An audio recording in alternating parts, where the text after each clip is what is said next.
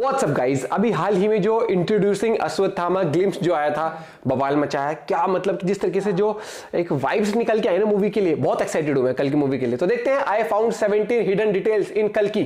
क्या डिटेल्स आपने भी देखी थी या अब पता लगता है? देखते हैं। और जो वीडियो का लिंक है डिस्क्रिप्शन में। चैनल बनाए तो प्लीज सब्सक्राइब। आप पुष्पा 2 मूवी के लिए, कल की के लिए कौन सी मूवी के लिए ज्यादा एक्साइटेड है कमेंट करके जरूर बताना। 1 2 3 गो। क्या तुमने कल की मूवी के इस टीजर में महाभारत के सीन को नोटिस किया? और क्या तुम्हें पता है इस मूवी में शायद हमें श्री कृष्ण भी दिखाए जाएं? इसके अलावा क्या तुमने नोटिस किया जो यंग अश्वत्थामा हमें दिखाए गए हैं वो एक्चुअली में अमिताभ बच्चन सर ही हैं। ऐसे जब मैंने कल की अश्वत्थामा इंट्रोडक्शन को 0.25x स्पीड में देखा फ्रेम बाय फ्रेम, तो मुझे 17 ऐसी डिटेल्स मिली जो मैं शर्त लगा सकता हूँ मैं पक्का मिस कर दिया होंगी। टीजर की स्टार्टिंग ड्रॉप की साउंड से होती है, जो कि ड्रॉप गिर रही होती है शिवलिंग पर। हाँ। ये मैं क्यों बता रहा हूँ क्योंकि इसका कनेक्शन तुम्हें लास्ट डिटेल में मिल जाएगा। अब इधर टीजर के इस सीन में ये बच्चा आता है जिसने अपना नाम राया बताया। हाय, आई एम राया। जिसका अगर तुम गूगल पर मतलब ढूंढोगे तो अलग अलग मतलब निकल के आएंगे, लेकिन इसका संस्कृत में मतलब होता है रूलर। अब टीजर को काफी अलग तरीके से प्रेजेंट किया गया है, चीजें छिपाकर भी नहीं छिपाई गई हैं। जैसे टीजर की स्टार्टिंग में ये बच्चा हमें डायरेक्टली यहाँ पर दिखा दिया, लेकिन टीजर के बीच में इधर हम नोटिस कर सकते हैं इस बच्चे को टेम्पल को एक्सप्लोर करते हुए। पर मेरा मानना ये है कि जब अश्वत्थामा जी पर अटैक हुआ होगा तो ये बच्चा ऊपर जाकर छिप गया होगा। अब मैं ऐसा क्यों कह रहा हूँ कि अश्वत्थामा जी पर अटैक हुआ होगा, क्योंकि बीच में राया अश्वत्थामा जी से कहता है कि you fight awesome.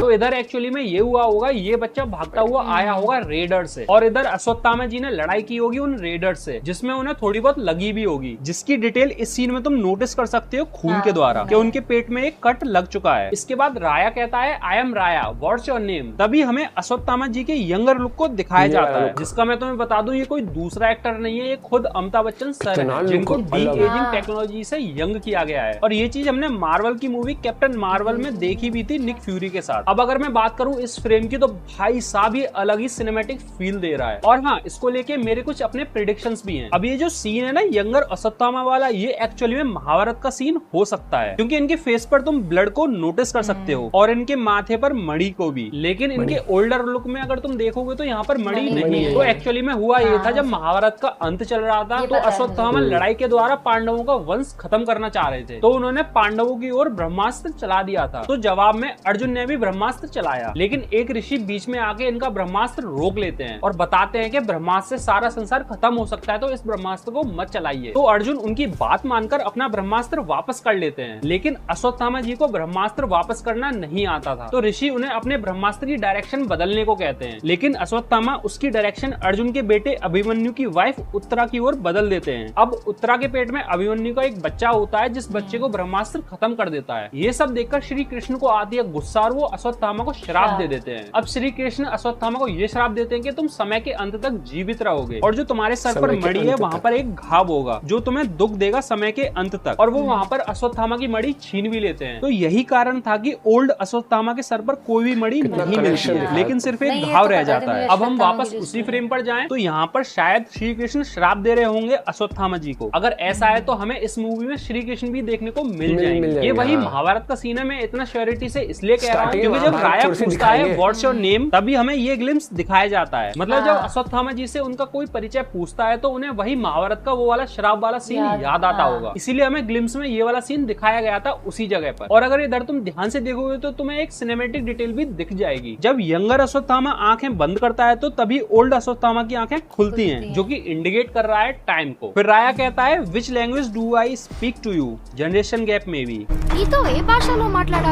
Generation gap मतलब यहाँ पर ये हुआ होगा कि राया ने काफी ट्राई किया होगा अश्वत्थामा जी से बात करने का, लेकिन अश्वत्थामा जी बोल नहीं रहे होंगे। तो बच्चे को समझ आ गया कि ये कई साल पुराने हैं, तो इन्हें लैंग्वेज के बारे में इतना नहीं पता होगा, जो कि काफी लॉजिकल सेंस भी बनाता है इस सीन में। भाई मैंने एक चीज नोटिस करी, काफी छोटी छोटी डिटेल्स पे भी बहुत ज्यादा गौर किया गया है इस मूवी में। इसके बाद ये बच्चा काफी सारी प्रेडिक्शन करता है कि तुम फाइट तगड़ी करते हो, तुम मर भी नहीं सकते, और फिर वो लास्ट में कहता है तुम भगवान हो। तुम भगवान हो?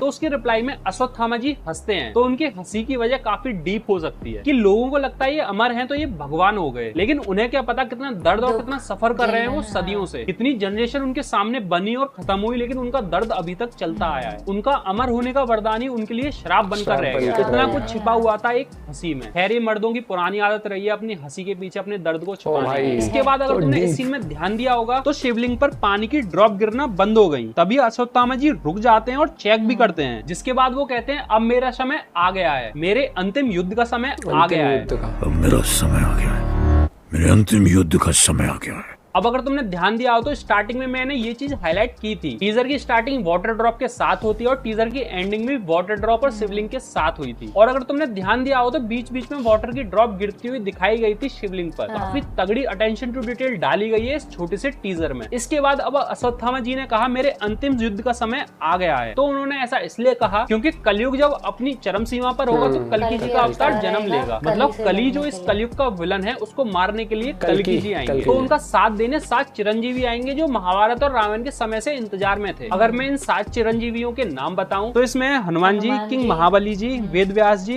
विभीषण जी, कृपाचार्य जी, परशुराम जी और अपने अश्वत्थामा जी। अगर भाई साहब मजाक से हटके ये सारे लोग दिखाए गए ना और सारी की सारी स्टोरी कनेक्ट कर गई महाभारत और रामायण से, तो भाई साहब मैं पागल हो जाऊंगा इसके पीछे। मैं कसम से पप्पी ले लूंगा डायरेक्टर और स्टोरी राइटर से। अब इसके बाद राया पूछता है हु आर यू, तो उसके बाद हमें कई सीन्स काफी ज्यादा फास्ट दिखाए जाते हैं। असल एवर नुव्वू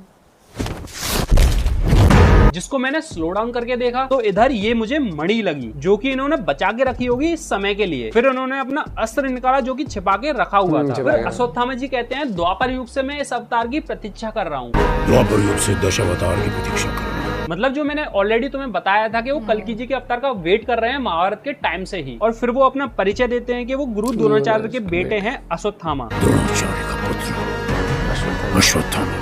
अब इसके बाद एक चीज मुझे काफी इंटरेस्टिंग लगी, इस टीजर की एंडिंग हुई थी शिवलिंग को दिखाकर और इस टीजर की शुरुआत भी हुई थी शिवलिंग से ही। वैसे जहां तक मुझे लगता है शिव जी इस मूवी के अंदर सेंट्रिक पार्ट रहेंगे पूरी स्टोरी का, और शायद हमें क्या पता शिव जी का अवतार भी देखने को मिल जाए। वैसे प्रवास एस भैरवा का एक पोस्टर आया था, तो मैं तुम्हें बता दूं भैरवा शिव जी का ही नाम है। वैसे भाई सच बताऊं मुझे वाइब तो आ रही है मूवी के अंदर काफी बड़े बड़े अवतार दिखाए जाएंगे, लेकिन तुम्हें क्या लगता है ऐसा होना चाहिए या फिर नहीं? मूवी में श्री कृष्ण और बाकी चिरंजीवी होने चाहिए या फिर नहीं? कमेंट में जरूर बताना, मैं जरूर भाई एक ब्रेकडाउन वीडियो बनाने में काफी ज्यादा मेहनत लगती है, तो एक लाइक जरूर देके जाओ। और मैंने एक चीज नोटिस करी है 99% जो लोग इस वीडियो को देखते हैं वो सब्सक्राइब नहीं करते, तो भाई सब्सक्राइब भी कर ही लेना, क्योंकि इस चैनल में काफी तगड़ी ब्रेकडाउन वाली वीडियोस डालता रहता हूँ जिन्हें तुम चेकआउट कर भी सकते हो। तब तक के लिए मिलते हैं अगली किसी वीडियो में। टाटा। ये चीज तो है, ब्रेकडाउन करने में एफर्ट लगता है, फिर उस चीज को डिटेल को फिर कनेक्ट करना हर एक चीज, तो भाई एक सब्सक्राइब और एक लाइक तो बनता है, तो भाई को जरूर सपोर्ट करें। बाकी डिटेलिंग जिस तरीके से निकाली इतना तो क्योंकि हम देखते हैं बहुत नेचुरल वे में,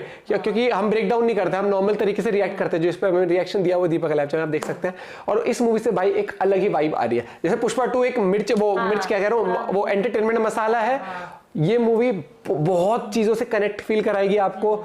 जो वीएफएक्स की बात हो रही है, जिस तरीके से एक माहौल क्रिएट किया गया, जिस तरीके से ग्लिम्स आया, फिर अब ये इंट्रोडक्शन आया, मजा आने वाला है भैया। और जिस तरह और अमिताभ बच्चन सर जिस मूवी में हो जाए उस चीज में तो एक अलग ही मतलब आप समझ सकते हो कि डायरेक्शन अलग जैसे है ना कि अश्वत्थामा उस हिसाब से एकदम भारी भरकम आवाज भी जैसे इंट्रोड्यूस किया, और किस तरीके से ट्रेलर में छोटी छोटी डिटेल छुपाई गई और किस तरीके से एडिट किया गया। मेरे को नहीं पता था कि वो अमिताभ बच्चन ही यंग वो उस टाइम का महाभारत से कनेक्ट करके दिखाया। तो मुझे लगता है इस मूवी में थोड़ी बहुत महाभारत भी दिखाई जाएगी स्टार्टिंग हो सकता है। काफी मूवी जैसे मगधीरे याद है, उसमें भी थोड़ा सा पुराना पास्ट दिखाया गया, फिर यंग जनरेशन दिखाएगी, फिर उस तरीके से भाई I am excited for this movie and I am sure आप लोग भी एक्साइटेड होंगे और ये मूवी धमाल मचाएगी, ये रिकॉर्ड तोड़ेगी। काफी मजा जरूर आएगा कि इस साल पुष्पा 2 ज्यादा कमाएगी या कल की। बताना जरूर आपको क्या लगता है। मिलते हैं एक साथ, बाय बाय, टेक केयर।